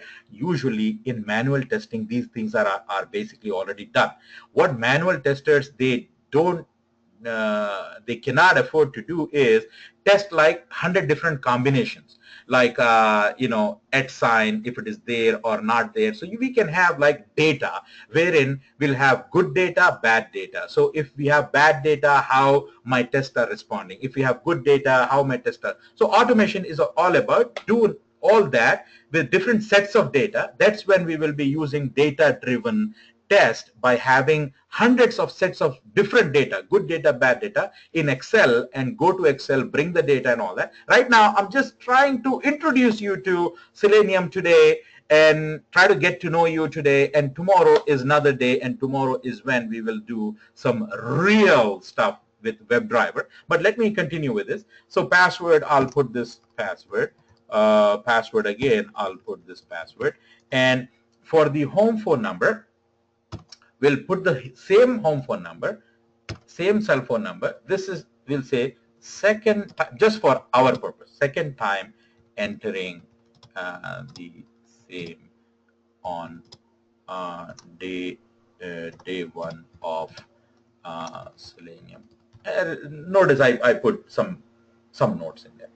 When I do that, it gave me this. So this is what I should check whether we receive it. So now notice I'm using the word, this is what I should check whether I receive it. I mean, this is like talking non-technical. But what I need to do, I need to verify or I need to assert, right, whether I see this. So Selenium helps you even for that. If you right click and say show all available commands, it will show you what you can do. See here, you could assert the title. If you see, this is the assert the title. No, I don't want to assert the title. I want to assert this message, customer information added successfully. So I will not select that. Assert text at this control or this element. So that's the name of the element, and we want to assert the text, that the text would show as customer information added successfully and all that. Yeah, that's a good one. I could take that, right? Or I could assert at the table position. So what you see here, these are called attributes, right? Or these are called locators. So how do you locate some value at some place on the web page? I'm using the word place, but it is an element. So it could be a div element, it could be a span element and all that. So how do we do all that? So tomorrow I'll be introducing you to Firebug and Firepath and all that very quickly. We will know about all that. Right now, anything which makes sense, like I want to make sure, I want to assert that I get this, right? So this makes sense. I could take that. I took it. And now let me go back. My test is over. So let me go back and let me stop the test. Let me stop the test. First of all, let me see if it took it, right? So if I go here, this one more Irfan, and if you see here, this is the second time. So that means that it is working. But that's good, it is working. So now I want to make sure that this test that we created in Selenium, whether this test, will it be able to work with different data, right? Okay, so to do that, I have to understand this a little bit, right? So if you take a look, I have these commands, target and value. So just look at it. I'm not going to go into everything, but this open means that it is going to open the website here. And if it was some other page, that value would have come in here. So this is the main page, home page. So that's what it is going to open. And then on that home page, it is going to find an element with an attribute, with a property called a CSS. So an element is like a text box or a button or whatever. It can be located. It can be found using many properties. CSS cascade style sheet class is one of the properties. Another one is ID. Another one is name. Another one is link text. Another one. So there are many ones. So many such attributes. Tomorrow is the class when we will be looking into how you could locate the elements on a page. So right now it did it. It located the submit button and it said click on it and wait. And then after that, it went to the second page. And on the second page, it located this by ID, this first name, and it did what? It typed this value in it. Now, if I want to change that, what I should do, so this is how you will understand what this test is capable of. So down the road, I'll explain you a little bit more about it, but you are getting the idea. So if I need to change, you will come here. Now notice, when I click on this, keep an eye here on the bottom. When I click on that, so the command is typing. It is typing where it is typing in this first name or whatever, and it is typing a value of Irfan. No, I don't want to type a value of Irfan. I want to type a different value and see if my test is running. Okay, that different value is, let's say, I have John, right? And John is, his last name is Smith, right? And his email, now notice I'm changing all this, right? His email address is jsmith, and his password, I'll leave it as this. His phone number, I will do a reverse, right? 987-654-321, right? And this one also I'll do a reverse.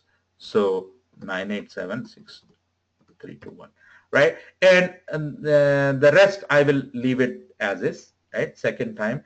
And I will here, I will just say John entering same, something like that, right? Okay, so we have a test case. I changed some data. Let me just save it.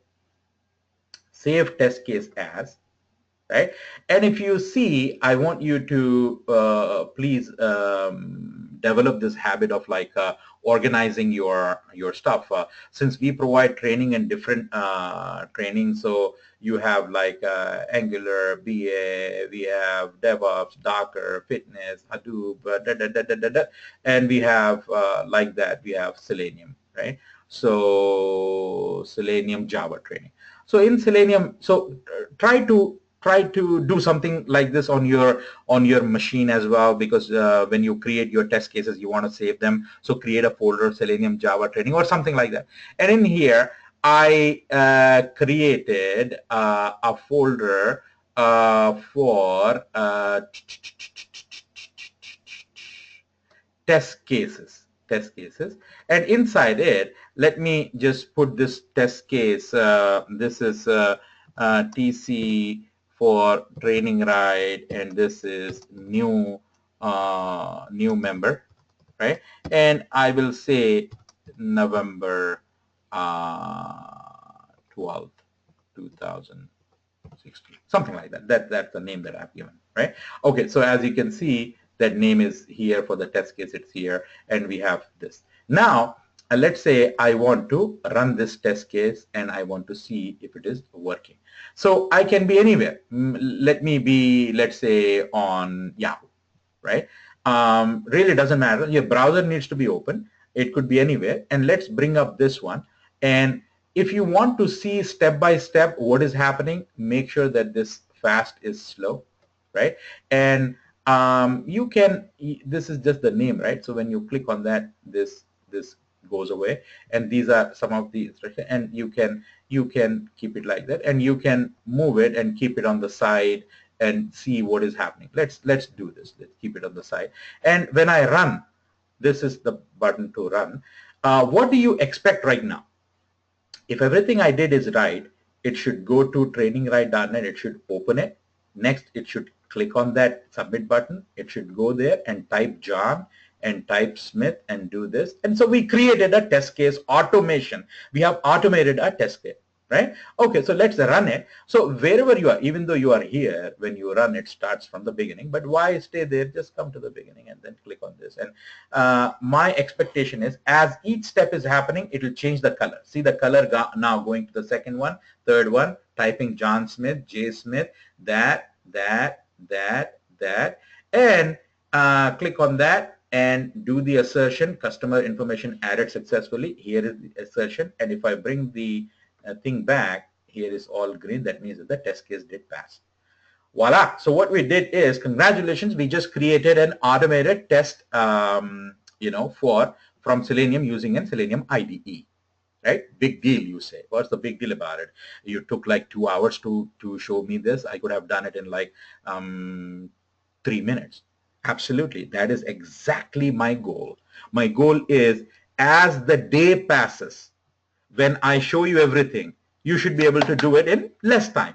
Very fast. I mean, I'm talking, I'm explaining, and all. It took me 2 hours to show you, but you should be able to do it very soon. So anything, when you don't know the first time, it's overwhelming. It's like, whoa, I mean, what is this? But when you start doing it, it becomes like a second nature. I mean, today, do you really care when you get out in your car, when you step in your car, do you look at the ignition? Do you look at the gear? Do you look at the brake? You don't. But imagine the first time that you were trying to, you were like, you're very scared. You're like sweating. You're like, oh, you look everywhere. Today, you don't care, right? Selenium at some point will become like that for you. I mean, you're like, oh, it's very easy. And it is going to be very easy. Trust me, it is going to be very easy. You just give me the time that I want you to give me, and it is going to be easy. So we just entered this John Smith. Let's go back in here and let's run this query to see if John is there. John Smith, and is all there, John Smith out. So everything is working. This was created from our automation script. So what we need to do is, we need to understand that they cannot be paying us $40, $50, $60, $70 for doing this easy stuff. There should be more to it, right? Yes. What is more to it?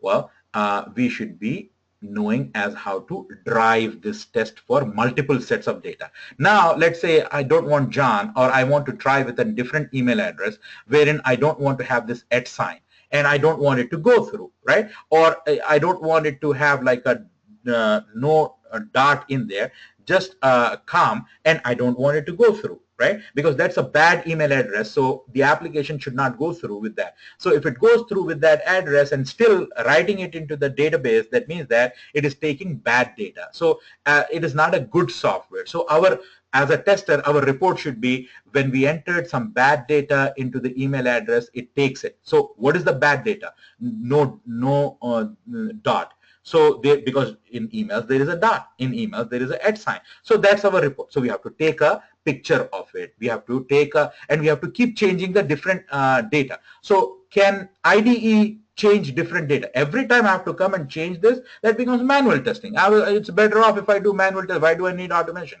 So there should be a better way to do that. So that's where when you have to bring the data from Excel or from CSV files or from database and run a lot of data and run a lot of tests, take pictures, produce logs, and then do reporting, then you're talking about writing some code, writing some script. And that script can be written using Selenium IDE. So that's to write the code in Selenium IDE, you need a tool called Eclipse. So tomorrow we will be seeing how and where we will be downloading Eclipse, how we will be writing our first code, first WebDriver script that we'll be writing with our own hands. So that will be a little bit, interesting, challenging, and I promise you, when we finish tomorrow's class, you will feel very happy, because you will not only see Eclipse, not only see WebDriver, Selenium WebDriver, you will also see Java, and you will also see, like, how to do most of the things, and it becomes interesting because Firebug, Firepath, and all that would come tomorrow. Okay, let me take your questions before we end today's session. What is the homework for today? The homework for today is, I want you to send me a screenshot of this. I want you to send me a screenshot of this. Now, when you send me a screenshot of this, right, what does, I'm just asking you a very simple thing. Send me a screenshot of, but that entails you to download Selenium IDE. That entails you to make sure that you can record a test, and that entails you to make sure that you could run a test and the test did pass. So that is giving you some, put you at a comfort level with Selenium IDE. So you could say that I don't know everything about Selenium IDE, but I know as how to record a test, I know as how to edit a test, I know as how to run a test, and I know if the test passes or fails. Or now, there is a good possibility that you are not seeing this green, you are seeing this red. So don't be disheartened, right? It's good if everything runs smoothly, then there is a problem. because we are not learning, because something all of a sudden comes, we will be challenged. But if we have some hiccups here and there and we know as how to solve them, so in real life when you go there, when you see a hiccup, you're like, this is how you solve it. But if you have not seen anything like that, and that is the first time, and then it becomes a challenge because the course is over and you're like, oh, where am I going to go? But don't worry, because you can come to the Google groups, post your question, ask a question. Okay, so today's assignment is, I want you to email me a snapshot of this, right? If you do that, then I know that you have downloaded everything. Okay, there are some other questions here. Okay, how much, okay, I think I answered this question. How much of Java do you need? So basically, you need enough of Java to the point, hang on for a second here.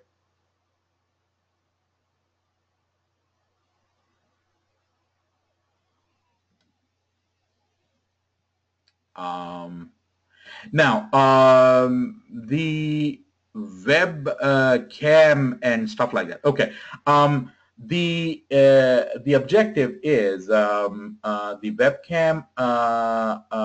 We could basically use the webcam, but what I feel is it kind of like takes away. If you're doing is all as hands-on, you would see me typing all the time. So rather than me, you're looking at you should be paying focus to the screen. So that's the reason I don't open the webcam. And the other reason is I don't really have to dress up, right? I mean, I could be in my pajamas or whatever, and then I could be doing this training. Now, if you would be seeing me now, I have to pay attention to the way I'm dressed and all that. So that's the reason. The email address is trainingrite@gmail.com. Trainingrite@gmail.com. And now, folks who have not registered can go to trainingrite.com and sign up. And once you sign up, we will be sending you the link for tomorrow's class. If you don't get a link for tomorrow's class is at 2 p.m. Eastern Standard Time. If you don't get a link for tomorrow's class, then by, let's say, 11 a.m. in the morning, then you either call or email, better email, because when you try at the last minute, it's not good.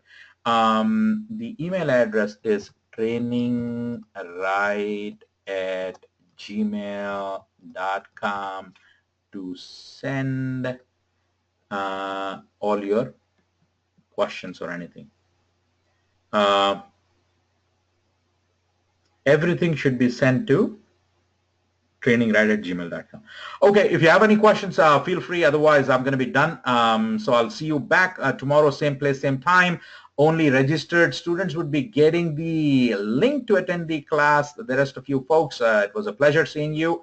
And if you are a registered student, if you don't see your video within the next 2-3 hours, and if you don't see the link sent to you by tomorrow morning, 11 o'clock, email us, right? Don't wait till the last minute. Email us if you don't get a link to come to the class by 11 a.m. tomorrow morning, even though the class is at 2 p.m. Okay, I'll let you go. Thank you for being here. I appreciate your participation, and I'll see you same place, same time tomorrow. Have a good one.